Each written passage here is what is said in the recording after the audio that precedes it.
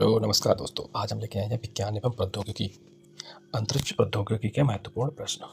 तो मेरा पहला प्रश्न है, भारतीय सेना ने जुलाई 2022 में नामक एक अखिल भारतीय उपग्रह संचार अभ्यास का आयोजन किया था। Skylight S synthetic aperture radar उपग्रह जो इसरो द्वारा फॉरेस्ट मैपिंग, भूमि उपयोग और आइस कवर निगरानी, बाढ़ और आपदा निगरानी के लिए प्रक्षेपित किया गया था। नोवासार एशिया पैसिफिक क्षेत्र में 1983 में कमीशन की गई सबसे बड़ी घरेलू संचार उपग्रह प्रणालियों में से एक है और दूरसंचार, टेलीविजन प्रसारण आदि को सेवाएं प्रदान करता है।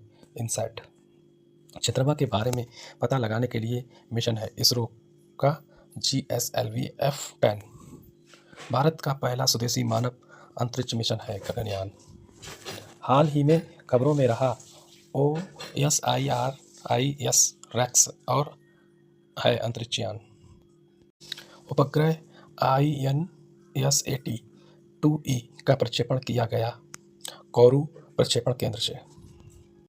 सोलर बी सूर्य का अध्ययन करने वाला सैटेलाइट लॉन्च किया जापान ने। विश्व की प्रथम महिला अंतरिक्ष यात्री थी वैलेंटिना टेरेस्कोवा। अंतरिक्ष की प्रथम पुष्पित पुष्प है जीनिया। इसरो का मुख्यालय स्थित है बेंगलुरु में। अंतरिक्ष में भेजा गया भारत का पहला उपग्रह था आर्यभट्ट।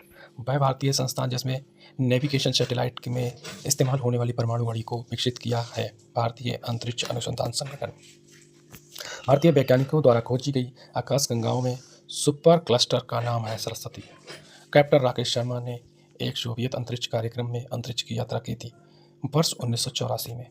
इसरो द्वारा प्रक्षेपित मार्स ऑर्बिटल मिशन के माध्यम से सितंबर 2018 में मंगल ग्रह की परिक्रमा पूरी की गई 4 वर्ष में।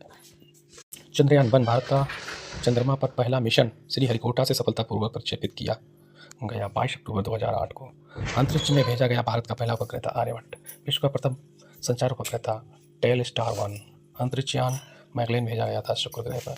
पृथ्वी की सतह से ऊपर भू स्थित उपग्रह की भूमध्यरेखीय परिधि में ऊंचाई लगभग होती है 36,000 किलोमीटर।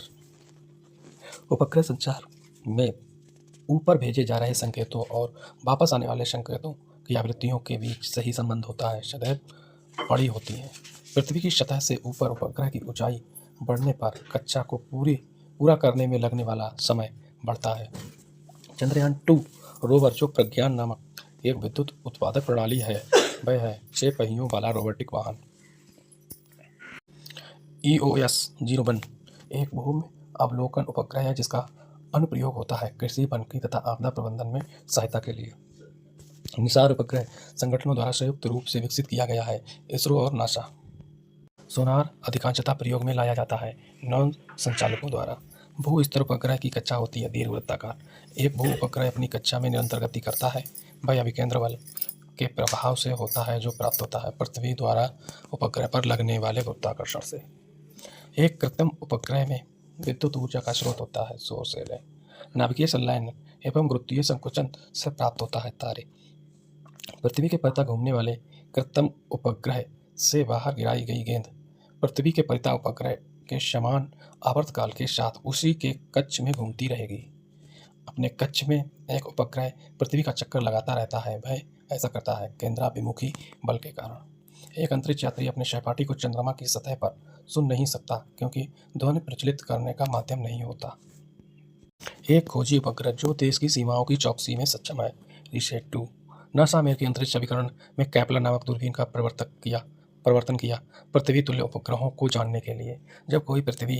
जब कोई पदार्थ पृथ्वी के चारों ओर पृथ्वी की गति के समानुपातिक उस गति से चलता है कि वह पृथ्वी पर स्थित किसी स्थान की निश्चित दूरी बनाए रखता है को कहते हैं भू-स्थैतिक स्थिति।